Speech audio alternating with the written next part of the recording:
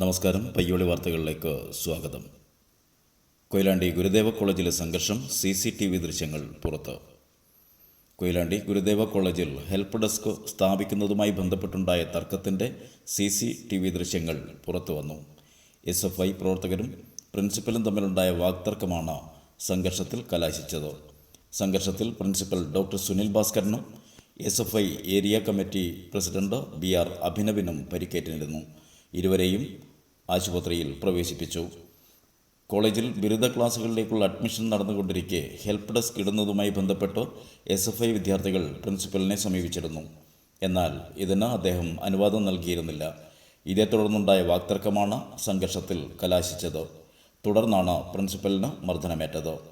പ്രിൻസിപ്പലിനെ മർദ്ദിക്കുന്നത് തടയാൻ ശ്രമിച്ച സഹപ്രവർത്തകരെയും ആക്രമിക്കാൻ ശ്രമിച്ചതായി പരാതിയുണ്ട്.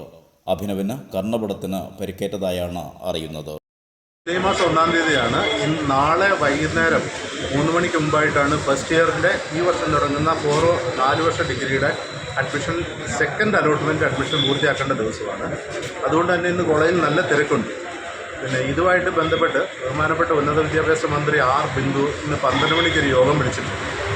അപ്പോൾ ഈ യോഗത്തിൽ കാര്യങ്ങളെല്ലാം വിശദീകരിച്ച് തരും. പ്രവേശനോത്സവമായിട്ട് നടത്താം എന്നൊക്കെ പറയുന്നത് അതിനൊക്കെയുള്ള എല്ലാ കാര്യങ്ങളിലും കോളേജ് പൂർണ്ണമായിട്ട് തിരക്കിലുള്ള ഒരു സമയമാണ് ഇന്ന്. അപ്പോൾ ഇന്നുണ്ടായത് എന്താണെന്ന് വെച്ച് കഴിഞ്ഞാൽ ഒരു 10 മണിക്ക് ശേഷം കോളേജിലെ യൂണിയൻ്റെ ആഭിമുഖ്യത്തിൽ ഒരു കുറച്ച് വിദ്യാർത്ഥികൾ വന്നിട്ട് അവിടെ ഒരു ഹെൽപ്പ് ഡെസ്ക് ഇടണമെന്ന് ആവശ്യപ്പെട്ടു.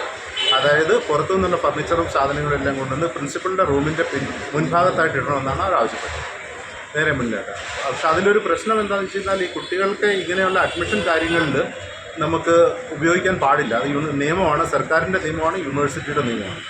ഈ നിയമമെല്ലാം ലംഘിച്ചുകൊണ്ട് കുട്ടികൾക്ക് അവിടെ ഹെൽപ്പ് ഡെസ്ക് ഇടണമെന്ന് പറഞ്ഞു. അപ്പോൾ ഞാൻ പറഞ്ഞു, നിങ്ങൾ കോളേജിന് പുറത്തിട്ടുള്ളൂ, കോളേജിനുള്ളിൽ ആവശ്യമില്ല. അപ്പോൾ അവർ പറഞ്ഞു, ഇല്ല സാറേ, ഞങ്ങൾക്ക് ഇവിടെ ഒരു 10 മിനിറ്റ് ഇരിക്കാനുള്ള ഒരു സമയം തരണം എന്ന് പറഞ്ഞു. ഞാൻ പറഞ്ഞു, ആയിക്കോ 10 മിനിറ്റ്.